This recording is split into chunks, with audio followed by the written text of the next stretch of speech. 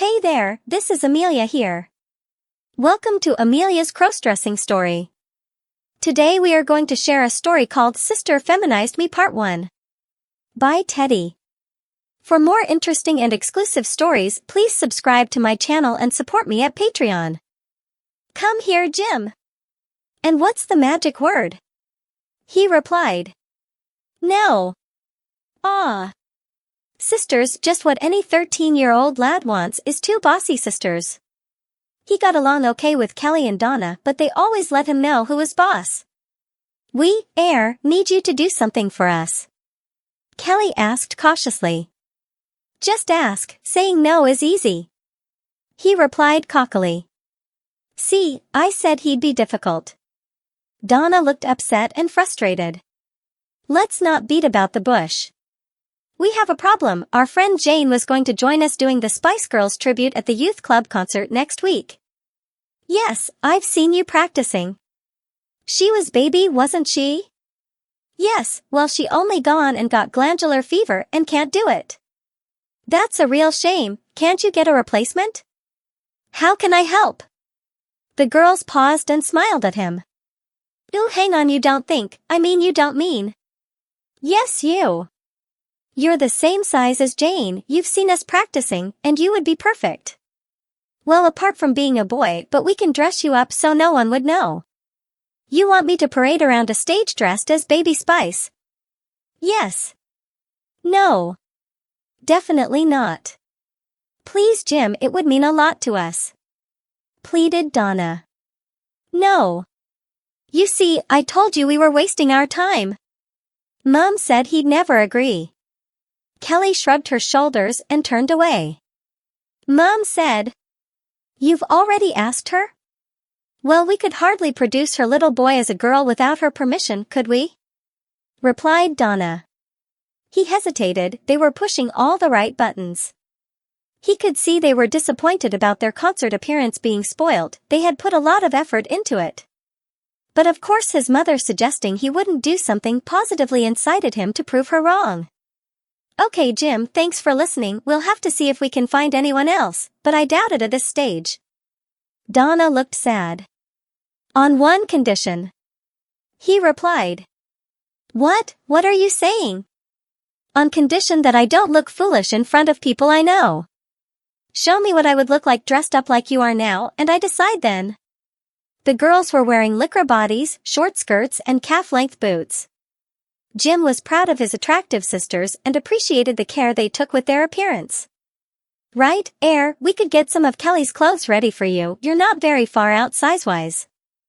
Just a minute. Kelly went through her lingerie drawer and produced a pair of black panties. Go and have a shower and wash your hair so we can style it. These are my gym briefs, tuck Mr. Happy away and they'll smooth everything. He dutifully left the room, returned to his own bedroom and stripped off and dressed in his bathrobe and went and had the shower as requested.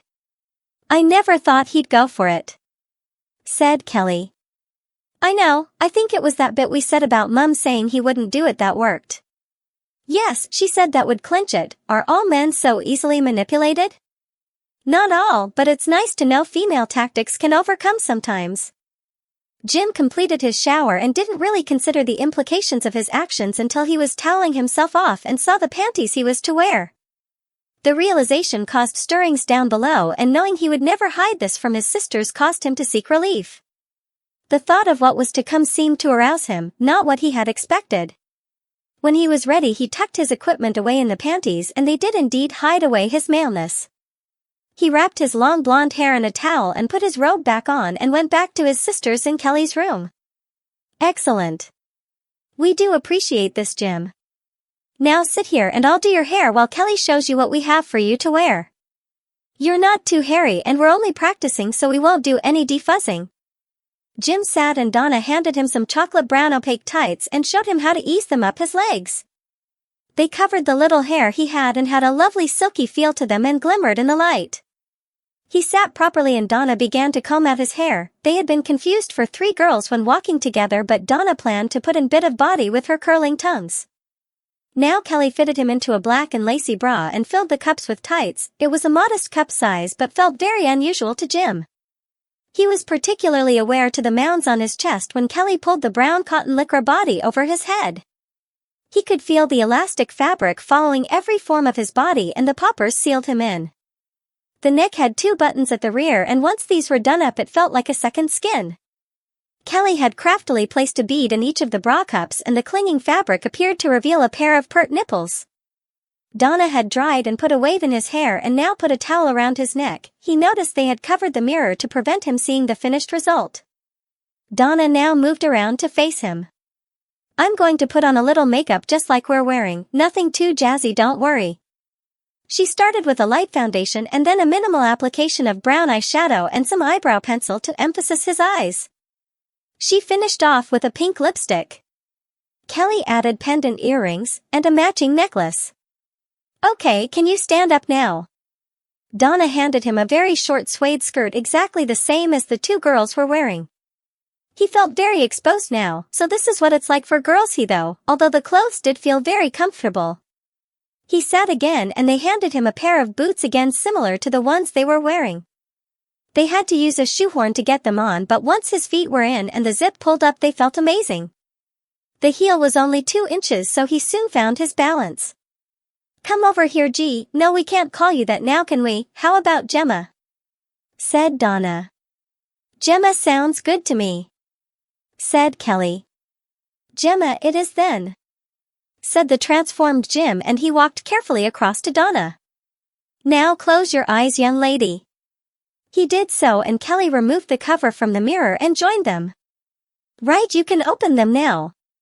The first thing he said as he opened his eyes was 3 sisters. "I don't recognize me." "You win." "Kelly, get your camera, I want to capture this moment," said Donna. Kelly quickly set the timer and set it to take 5 photos. They soon had them on the computer screen. Gemma was even more surprised by how naturally she fitted together with her sisters once she saw the pictures. "Well, after all that excitement, I need a coffee. I'll put the kettle on, follow me down." Gemma hesitated and Kelly came and hugged her and gave her a kiss on the cheek. "I'd just like to say thank you. It can't be easy for you to do this, and we do appreciate what you are doing for us." "Thanks, Kelly," she replied. "It feels so different. Boys' clothes just hang on, girls' clothes particularly, these are very fitted and yet so light. Come on, I need that coffee too." Once they were downstairs, Donna had prepared the coffee and they went into the living room to drink it. Gemma was advised how to sit like a lady, smooth your skirt, keep your knees together. They chatted about how Gemma looked, when they next had to practice the routine, and importantly how they should introduce their new band member to June, who was taking the scary spice role. In no time at all a car drew into the drive and Kelly exclaimed, "Mom's home." "Don't worry, let's test her out," said Donna. Kelly, go to the kitchen and be reading a magazine at the table. Gemma, stay here in the lounge, here's Cosmo to read, and I'll be coming down the stairs as she arrives. Gemma was left on her own for the first time, and her mother would see her. Would she be cross? Would she wonder what had happened to her son? She buried her face in the magazine and wondered what she'd got herself into. Mom breezed into the house carrying some shopping bags. "Help me with the rest, girls, I need the bathroom," she called. Kelly rose, beckoning Gemma to come with her, and they went to Mum's Metro and brought in the rest of the bags. Mum, of course, then passed Donna on the stairs, said hello, and only once she'd finished did the penny drop. When she came down again, she called out with a smile on her face. "Now I'm sure when I went out I only had 2 daughters." The girls were lined up in the living room. "Well, what do you think?" asked Donna. "Jim, how do you feel? Are you all right about this?" "This is Gemma, Mum," said Kelly.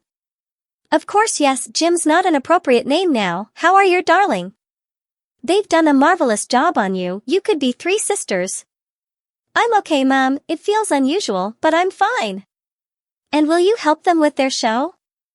"I'll try, I know the routine, and when I saw how much it meant to them I couldn't refuse." "Well, I think it takes a strong man to do what you're doing. If you are at all unhappy, come to me and I will help you, or we'll call it off, okay?" "Thanks, Mum, this is just the start. I haven't seen anyone I don't know yet. I was outside before I knew what was happening. It was all right though." "Good, remember what I said, you are not to suffer from doing this. Now you have your next test in a few minutes." Dad will be home at 5 o'clock. He rang earlier and sounded excited. I think he may have something to tell us when he gets home. Come on, Gemma, said Kelly. Let's go for a walk and get you some practice walking in those boots. It's turning dusky outside so no one will see you. Go on then, I have to try this. Good girl, let's get some coats and you'll need a bag. Now come on, we ladies don't have wallets in our breast pockets, think how uncomfortable that would be. You can borrow one of mine. Soon after, Gemma and Kelly were walking down the road arm in arm. Why do girls do that? Thought Jim. This was most unusual. He had to balance in the unfamiliar boots even though they were a modest heel. Keep the shoulder bag in place, with the extra body bits he now possessed, and cope with the feeling of vulnerability as the cool breeze played around his thighs. He had already found the clothes to be comfortable, and as they walked chatting aimlessly, he forgot about Jim and settled into Gemma. Kelly too relaxed and treated her new younger sister as if she had always existed. We'll just go around the block, if you are up to it. We'll get an evening paper at the Spar. I assure you, you are totally convincing. I keep forgetting who you really are. Okay, but stay close. Gemma replied. The young boy serving in the shop stared at them as Gemma worried he would, but she noticed how his gaze shifted about their bodies first before alighting on their faces. Kelly smiled as she watched Gemma, nervous at the attention she was receiving. There was no hint of discovery, and he smiled as the girls left the shop, no doubt hoping they would return. As they started back towards home, a Renault Scenic passed and the driver sounded his horn and waved. The car didn't stop and they exchanged puzzled glances. Neither knew anyone who drove such a vehicle. Friend of yours? Asked Kelly, laughing. Not yet, replied Gemma with a smile. When they returned home, the car was on their drive, and they approached intrigued who the owner was. As they walked past the car, their father opened the front door. Well, Kelly, how do you like my new company car? He asked. 3 individual seats in the back. You can push that brother of yours out of the way. Come on, I'll show you. He's not recognized me at all, thought Gemma. Yes, it's lovely, Dad. Oh, by the way, this is my friend Gemma. I'm so sorry, forgot my manners. Welcome, Gemma. Donna has just been telling me you were out with Kelly. Would you like to hop in too? I'd like to see how much space there is with every seat filled. That son of mine chooses tonight to stay over at his mate's, honestly. Thank you, Mr. Woods, it's a lovely looking car, such a nice color. Let's play the girly card for all it's worth, she thought. That's all for now. See you in the next video. For more interesting stories, please subscribe to our channel, and for exclusive content, please join us on Patreon. Link in the comment.